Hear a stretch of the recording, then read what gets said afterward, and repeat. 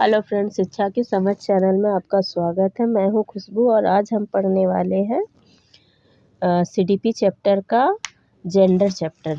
Gender अर्थात लिंग। तो लिंग किसे कहते हैं? जेंडर अर्थात लिंग। लिंग जो है एक सामाजिक संरचना या एक सोशल जेंडर जो है यह एक सोशल संरचना है। समाज द्वारा निर्धारित कुछ तत्व निर्धारित किए गए हैं, उस पर हमें चलना होता है। जेंडर स्टोरी रूढ़िवादिता होती है, कुछ बायोलॉजिकल होती है।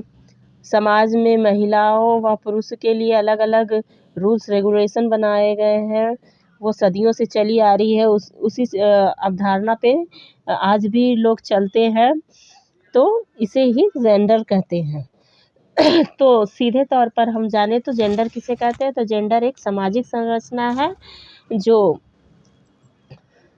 समाज द्वारा बनाई गई है और समाज इसे चला रहा। महिला के लिए कुछ अलग रूल्स बनाए गए, जैसे महिला को घर में खाना बनाना, पुरुष बाहर जाके पैसे कमा के लाएंगे। तो ये एक सामाजिक अवधारणा है जो सदियों से चली आ रही है और महिला और पुरुष के लिए अलग अलग नियम बनाए गए हैं। परंतु ऐसा नहीं है कि महिला ही खाना बनाए, ऐसा कोई ज़रूरी तो नहीं है। परंतु ऐसा सदियों से चला आ रहा है कि महिला घर में खाना बनाती है और पुरुष जो है वो बाहर जाके काम करते हैं। तो सेक्स जो है एक जैविक यानी बायोलॉजिकल संरचना है।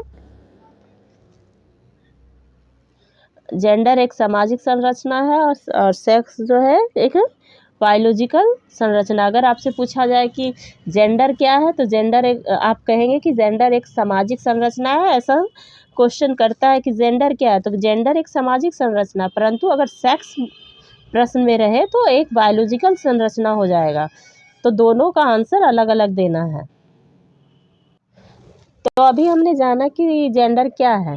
तो जेंडर जो है वह सदियों से चला आ रहा है। महिला और पुरुष के लिए अलग अलग कुछ रूल रेगुलेशन निर्धारित कर दिए गए हैं। समाज में लड़कियों को जैसे कि कहा जाता है कि लड़कियों को ज़्यादा पढ़ा लिखा नहीं होना चाहिए, परंतु एक लड़की को ही ज़्यादा पढ़ा लिखा होना चाहिए, क्योंकि अगर एक लड़की पढ़ी लिखी हो तो ऐसा कहा जाता है कि वह 3 पीढ़ी सुधार सकती है।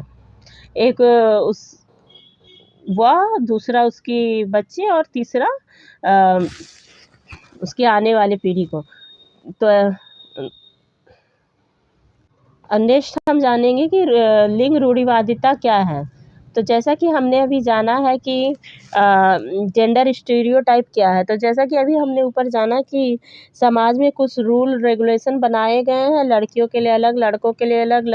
लड़कियों को ज़्यादा पढ़ने लिखने नहीं दिया जाता है, लड़कियों को बाहर पढ़ने के लिए नहीं भेजा जाता है और लड़कों को बाहर भेजा जाता है। लड़कों को अच्छा खान पान दिया जाता है, क्योंकि वह उनके वंश को निर्धारित करती है।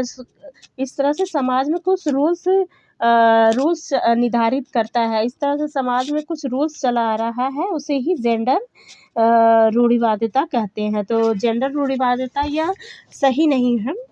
अगर प्रश्न पूछा जाए कि जेंडर लिंग रूढ़िवादिता जो है यह सही है या गलत, तो यह गलत है।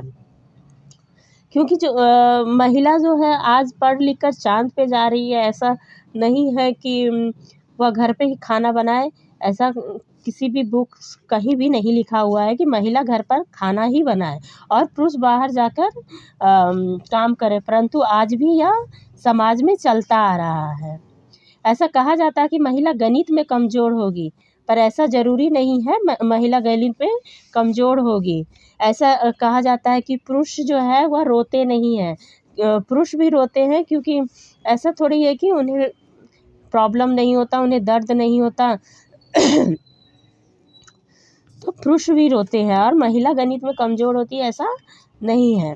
महिला का भी गणित अच्छा होता है।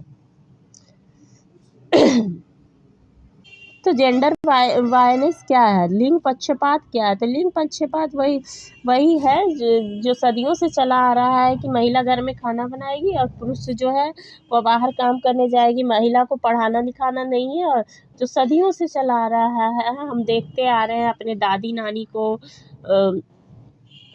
अपने मम्मी पापा को, जैसे हम देखते आ रहे हैं कि वो ज़्यादा पढ़ी लिखी नहीं थी और उन्हें घर में खाना ही बनाना होता था, बाहर जाके नौकरी करने का परमिशन नहीं था।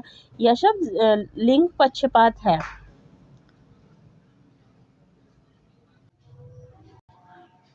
एक शिक्षक होने के नाते गर्ल्स व बॉय में जेंडर प्रियोरिटी देनी चाहिए, अर्थात दोनों को समान मात्रा में देखना चाहिए, दोनों को समान टास्क देना चाहिए। ऐसा नहीं कहना चाहिए कि महिला है तो वह गणित नहीं बना सकती, महिला है तो सिर्फ सजने संवरने पर ध्यान दो, ऐसा एक शिक्षक को नहीं कहना चाहिए।